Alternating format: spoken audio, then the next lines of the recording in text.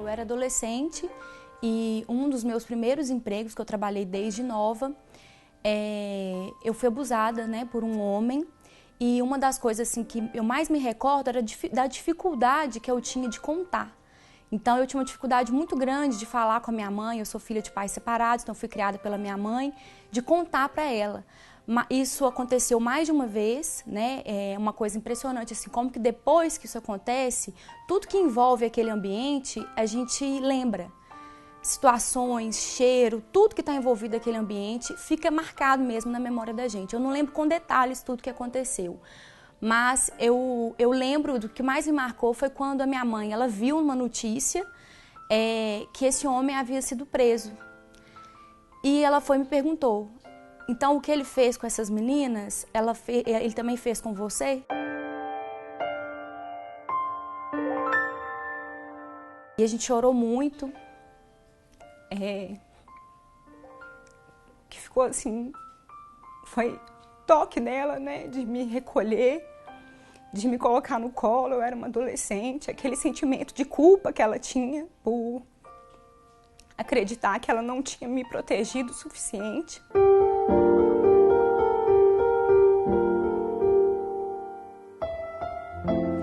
Eu trabalhava como atendente numa farmácia.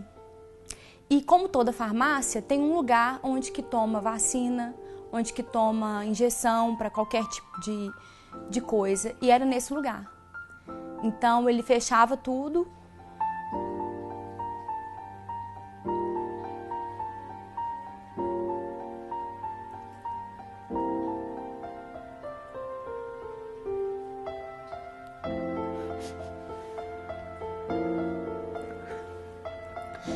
E ele me tocava de uma maneira que nenhuma criança, nenhum adolescente, ninguém que não tenha optado por aquilo merece ser tocado, ser molestado, ser abusado, ser invadido.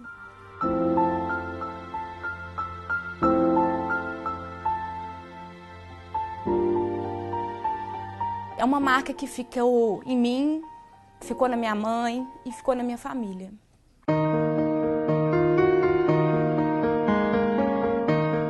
Teve uma época da minha vida que eu não queria mais casar. Eu não confiava em ninguém, sobretudo nos homens. Então eu achava assim que era impossível eu ter uma casa, eu ter uma família, eu ter filhos, eu deixar, né, meus filhos expostos a tudo que eu já tinha passado. E desde quando eu converti, eu tenho voltado a sonhar, né? Deus me deu a graça, eu tenho quase 4 anos de casada. Eu confio no propósito de Deus para minha vida, para minha família. Eu acredito no resgate de Deus.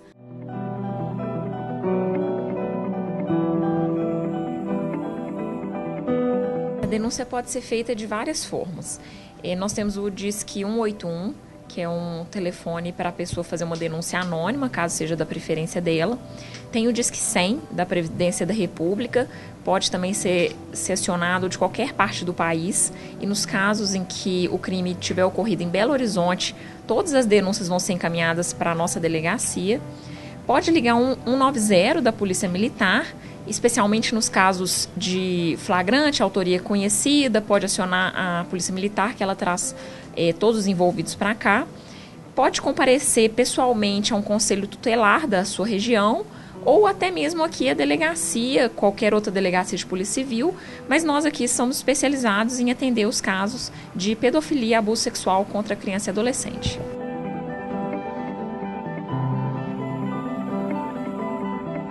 Pedófilo é alguém que tem um transtorno mental, inclusive é descrito como uma doença, tem um CID específico, tudo mais.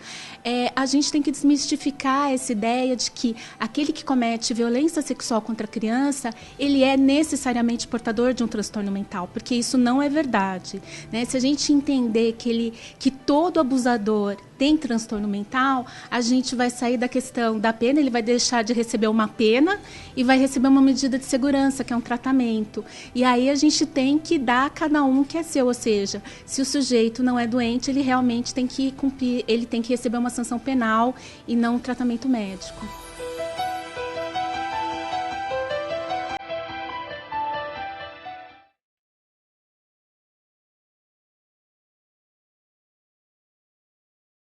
70% dos casos de violência sexual contra a criança são cometidos no âmbito familiar.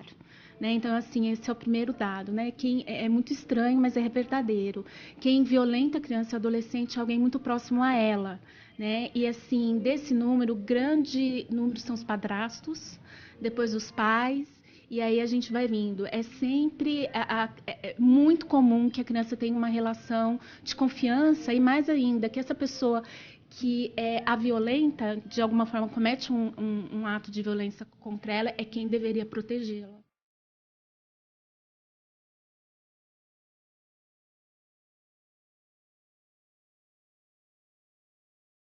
Infelizmente, isso é algo tão constante, né? A gente vê que isso ou foi dentro de casa, ou foi um vizinho, ou foi o patrão.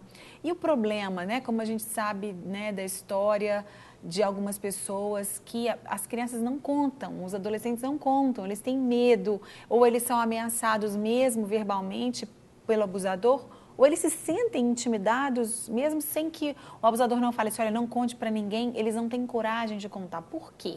O que leva essas crianças, esses adolescentes, a irem, muitas vezes, passar anos, né? Muitos anos, como você citou aí, alguém que foi de 0 a 15 anos sendo abusado. E muitas vezes as pessoas que estão de fora falam assim, mas como, né?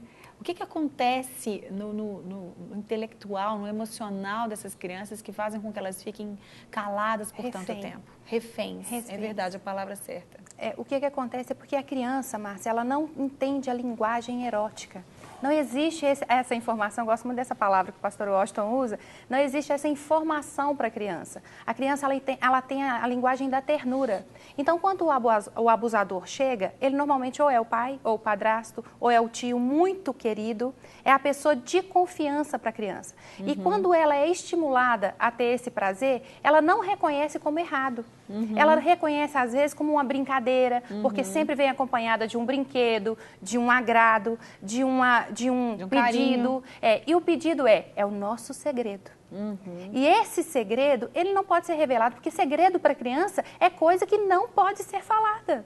Segredo não se conta. Só que eu queria até deixar um recadinho para as crianças, que segredo a gente só tem que ter com o papai e com a mamãe, e mesmo assim, o papai e a mamãe têm que saber dos segredos.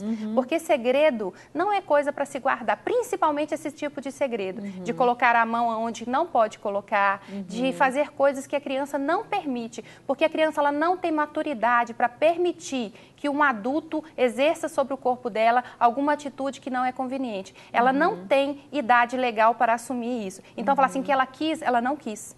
Ela não tem capacidade intelectual, emocional, nem moral para decidir sobre as suas atitudes. Com certeza. Não é verdade? A falta também, né, de estrutura familiar, no caso, por exemplo, os pais que às vezes não moram juntos ou não dão aquele aconchego emocional para a criança, também podem levar a criança a se sentir até amada pelo abusador. Isso pode acontecer? Sim, você falou de algo muito importante. As famílias monoparentais, aquelas que só têm presença ou de pai ou só de mãe, vai ficar aí uma lacuna, vai ficar um vazio afetivo com aquele que está ausente. Às vezes a presença escassa, muito pouca, visita de vez em quando. Vamos falar especificamente da ausência de pai? Eu atendo muitos casos de crianças que sofreram abuso com uma certa frequência e desenvolveu na adolescência o interesse homoafetivo, meninos. Mas esses meninos, quando procurou o titio, procurou o amigo da família e tal, procuravam uma relação afetiva da ausência paterna. Queriam um carinho de pai, a presença de um homem mais velho que faltava no pai. Só que muitas vezes estes que se propõem, estes amigos da família que propõem fazer o papel de pai, são abusadores. Muitas vezes aproveitam da situação de vulnerabilidade da família carente e da carência especificamente da criança. Porque na situação de abuso, a última barreira a vencer é o acesso à criança. E por isso, a maioria absoluta dos abusos é dentro da família ou com alguém da família. Menos de 15% dos abusos acontecem com alguém fora do convívio da família.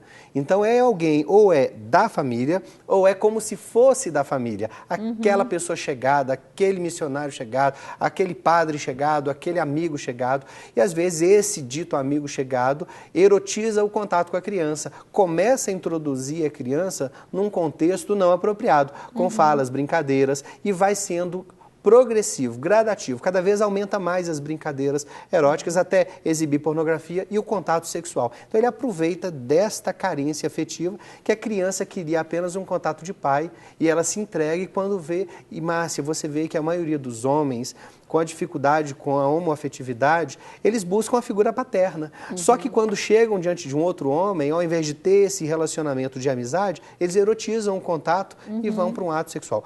Então, essa é uma linha, uma possibilidade, mas a gente sabe que, infelizmente, o abusador, ele tem acesso à família, ele vai manipulando. A Alessandra disse bem sobre a construção do ato libidinoso, da sensualidade, da lascívia com a criança. Nem todo ato de abuso, de exploração, é violento. Às vezes o abusador, ele aproveita da ingenuidade do contato, ele vai construindo isso com uma menina, ao ponto de ter um envolvimento e ela acredita que fez parte daquilo, que ela desejou, que ela participou e que ela, então, é conivente culpada da situação, também, culpada, né? Se sente culpada. Ela sente prazer. Na verdade, o corpo da criança, ele é pervertido naquele momento. Aquilo que era para ser terno, passa a ser agora uma erotização desse corpo, que é biológico. E ela sente uma coisa gostosa, mas ela não sabe do que é aquilo. E ela começa, então, a se culpabilizar. Então, ela começa a se responsabilizar pelo ato que nem foi ela que provocou. Mas ela começa a pensar, eu também quis. Por isso que é tão difícil a criança falar, porque ela se sente culpada por aquilo. Alessandra, e quando a gente ouve sempre, né, que o abusador, ele foi abusado? Né? Muitas vezes, na maioria das vezes, talvez, o abusador ele foi abusado quando criança, de alguma forma, ou sexual, ou verbal, ou emocionalmente, de alguma forma, ele foi lesado nas suas emoções para chegar lá na fase adulta e ser um abusador.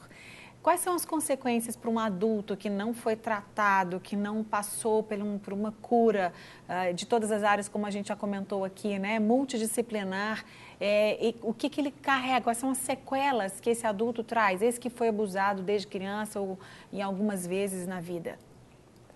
Eu vou falar assim, porque a gente não pode falar 100% de certeza claro, que quem foi abusado vai abusar de crianças mais tarde. Nós temos uma grande probabilidade que isso se repita, né? Porque senão a gente não dá esperança, a gente está falando ao contrário, a gente está falando que quem foi abusado vai abusar, a gente está falando que quem abusa... Já é diferente, parece que é a mesma coisa, mas não é. Não é diferente você falar que a pessoa, por exemplo, que está assistindo a gente foi abusada, ela vai abusar. Não é isso. Mas ao contrário, a história inversa, geralmente, existe uma estatística, né? É isso aí, você está certa, Márcia. Que as pessoas... Nem todo abusado se tornará abusador. Mas as pesquisas apontam que a maioria absoluta dos abusadores foram abusados. Isso aí. Porque eles não passaram por esse processo de cura, né? Justamente. Então, o perfil dessa pessoa, o abusador, né? O abusador, ele precisa parar. Só que ele tem que encontrar uma pessoa de referência para ele dar conta de falar disso, porque muitas vezes ele vai continuar, ele vai extinguir o comportamento, mas o desejo vai se manter. Porque o grande problema é essa pessoa chegar para o atendimento e ser acolhida, que são poucos os lugares hoje que nós temos que vai atender o abusador. Porque não tem, a não ser o PAIR, lá na UFMG, e acho que mais algumas outras locais que tem esse local para poder cuidar do abusador, porque o abusador ele precisa parar. Claro. E como que é essa procura? Eles têm procurado? Eles Sim. procuram? Poucas pessoas procuram? Eu atendo, e nós temos casos que aconteceu aqui em Belo Horizonte recente, de um abuso sexual na igreja, e o abusador procurou o pastor, se apresentou e disse, olha, eu preciso de ajuda, o senhor pode me matar, ou o senhor me manda para a justiça, faz o que quiser, mas eu preciso de ajuda, eu preciso de socorro, não consegui me controlar. E aí foi enviado, eu atendo, tenho atendido casos, já atendi no último ano, próximo de, acho que quase 10 casos de abusadores, não necessariamente abusadores, mas pedófilos, aqueles que têm atração sexual por criança. Casos de abusador, aquele que teve o contato com a criança, está incluso num crime, foram 2 casos que nós atendemos, os 2 recomendamos que a pessoa procurasse a justiça, porque a lei diz assim, procuraram, estão em processo de julgamento e tal, mas a gente tem dado apoio e trabalhamos com ele toda a família, porque a família do abusador, ela é como a família do usuário de crack, ela se desfaz também. Com certeza. Imagina a mãe de um abusador de criança, como fica a imagem da esposa, se esse abusador é casado, como ficam os seus filhos, às vezes acontece, um abusador não abusa dos filhos, mas abusa de filhos de outros. Então a gente precisa também acolher a família que fica com vergonha, fragilizada, desfacelada. Então como igreja, nós não podemos olhar só para a vítima, para a criança, mas tentar trazer trazer solução para toda a situação envolvida. Verdade, é um amor, né? O amor de Deus, ele é para todos, para todas as pessoas.